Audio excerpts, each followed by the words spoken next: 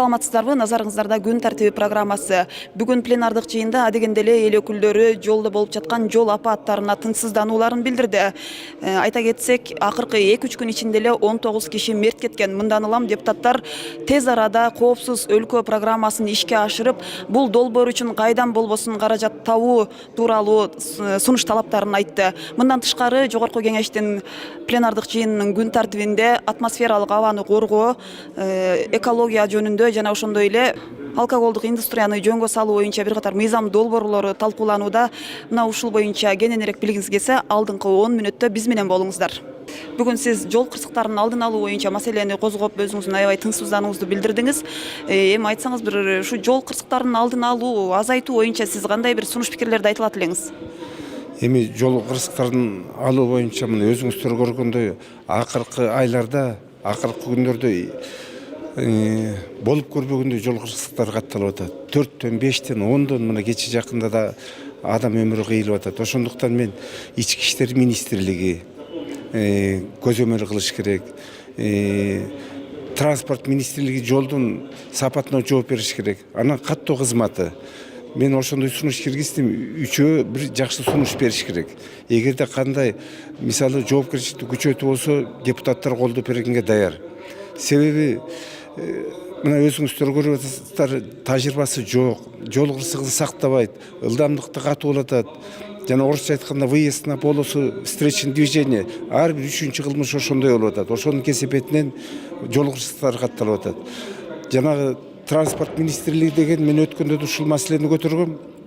Мына Карабалта Бишкек жолун реконструкция болуп атпы, ошонун ортосуна сөзсүз жанагы жолду бөлүп турган барьерлерди куруш керек. Ошондо гана мында бири-бирине карама-каршы чыга албайт. Ошондуктан мени абдан тынчсыздандырып аткан да ошондой сунуштарды берет элем. Анан жана жаңы өкмөтүбүз жакында 40 кадам программасындагы коопсуз шаар деген долбоорун киргизбеди. Ошону тезирээк биринчилерден болуп кабыл алышыбыз керек. Ошондо гана айдоочулар жоопкерчиликти сезип, кичине жол кырсыгы азаят го деген ойдомун. Жол кырсыгын азайтуу үчүн эмне кылышыбыз керек? Сиздин сунушуңуз кандай? Туура айтасыз. Акыркы күндөрү ушу жол кырсыгы өтө жүрөктү өйүтүп атат. Эң негизгиси бул маселени ушу мен айтат элем,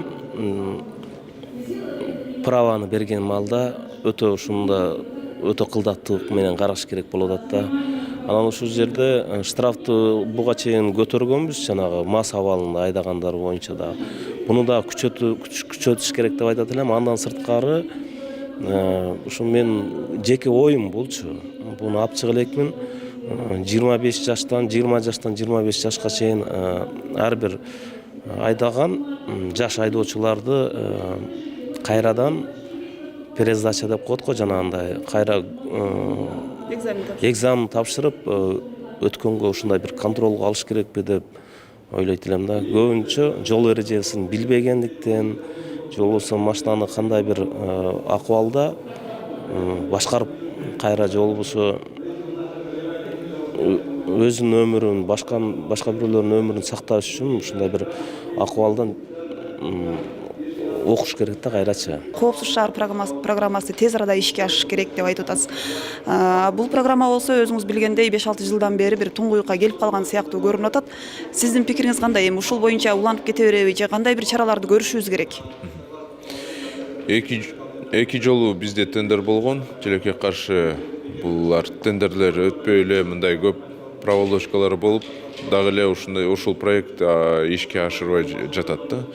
2018 жылдын бюджетти карасак, ушул жерде долбоордо бир дагы тыйын коопсуздук шаарга каралган жок. Ошондуктан мен бир сунушту айтып атам. Бизде акчаны тапса болот. Ошол 2 миллиард 900 миллион сомдон 400 миллион сомду биз атайын ошол коопсуздук өлкө коопсуздук жол деген ушундай проекттерге кетирсек, менин оюмча бул туура эле болмок да. Себеби бизге азыр инвесторлор келбейт. Инвесторду издегенде уже убакыт жок бизде. Мына 3 күн ичинде практически 20 киши каза болуп калды да жол кырсыгынан. Ошондуктан менин оюмча ушундай биз өзүбүз ушундай акчаны таппасак, приоритетти кылбасак ушундай эле боло берет. Бул бизге чоң сабак болуш керек да. Мен билбейм эмнеге өкмөт негизи ошол эле күндөн баштап алар отурумду кылыш керек болчу да. Ушул маселени көтөрүп, кандай ошону маселени кандай чечсе болот деп. Жол кырсыктарын кыскартуу боюнча өзүңүздүн кандай сунуш пикирлериңизди айта аласыз? Биринчи кезекте мына биз жана техосмотрду алып койдук. Техосмотр боюнча мен айттым, мына чоң автоунаалар мына жакында рабочий городто бир машина 4 машинаны уруп кетти. Мына жакында 10 адам каза болду. Ал жерде жана Ман деген чоң жүк бензин ташуу автоунаа ал дагы башка машина менен кагышып 10 адам каза болду. Мына жерден объездден кетип баратканда чоң КАМАЗ ал жерден дагы кырсыгга учурап ал жерден дагы адамдар каза болду. Мына кече БМВ дагы каза болду. Бул жерде айтып атат, не управился управлением дейт.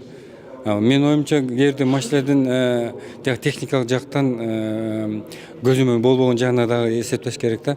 Ошон үчүн кээ бир айтат, техосмотр жок, машина айдап жүрө берет. Мына мен жакын эле мен алдымда эле жолдо кетип бараткан эле машина кетип барат эле дөңгөлөгү түшүп калды. Эми бул техосмотр дегенди караш керек да негизичи. Сиз демилгелеген мыйзам долбоору жогорку кеңеште талкууланып жатат аскер кызматчыларынын статусу жөнүндө.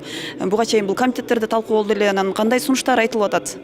Бул жерде негизгиси көпчүлүк тарабынан колдоого ээ болуп атат. Анан биз бул жерде ошол баягы аскер кызматчылары ошол мектепти бүткөндөн кийин жалпы республикалык тестөөлөөнүн жыйынтыгын 2 жылга чейин жараттуу деп айтсак, азыр атайын башкы штабынын өкүлдөрү айтып атат, 3 жылга чейин кылып берсеңер деп, анткени күздө кеткен баягы аскерге кеткендер үлгүрбөй калат экен да. Ушундай сунуш болуп атат. Анан негизи экинчи нерсеси, биз ошол эгер ошо аскерге барып келген бала менен барбаган баланын ошол жалпы республикалык тестте баалы бирдей болуп калса, аскерге барган баланга артыкчылык берүү жагын карап атабыз.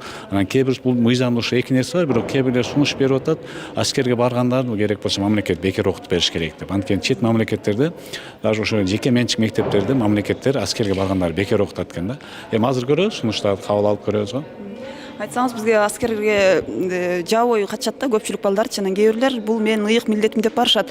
Деги эле аскерге кызматка чакырууда кандай бир ошо балдарга кандай бир мотивация же болбосо стимул кылып бериш керек?